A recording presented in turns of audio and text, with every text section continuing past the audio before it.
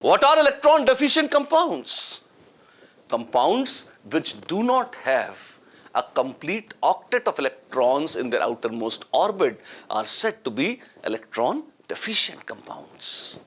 Are BCl3 and SiCl4 electron deficient species? Explain. So just take a look at BCl3. If you draw the structure of BCl3, that would be B, Cl, Cl, Cl. If you count the electrons, 2 plus 2 plus 2, you have 6 valence electrons.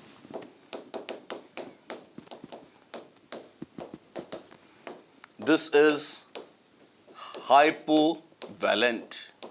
That means it has less than 8 valence electrons. That is why. Is it electron deficient? Yes, it is electron deficient because it has an incomplete octet of electrons.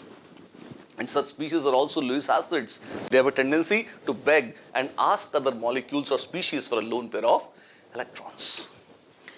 Is SiCl4 electron deficient? Well, if you use only this much as a criteria, SiCl4 also may be counted as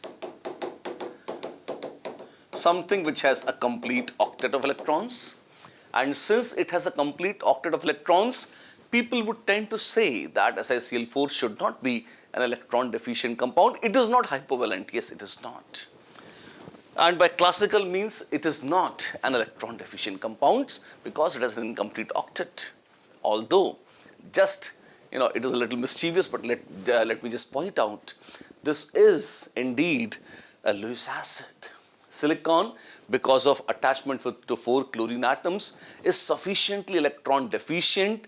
It has empty d orbitals in which it can accept a lone pair of electrons. Because of that, it tends to react with water, unlike CCl4. But that is a different story.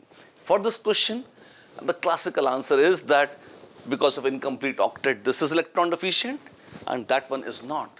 So we will just go with that so that you're not confused. But that actually is just half the truth.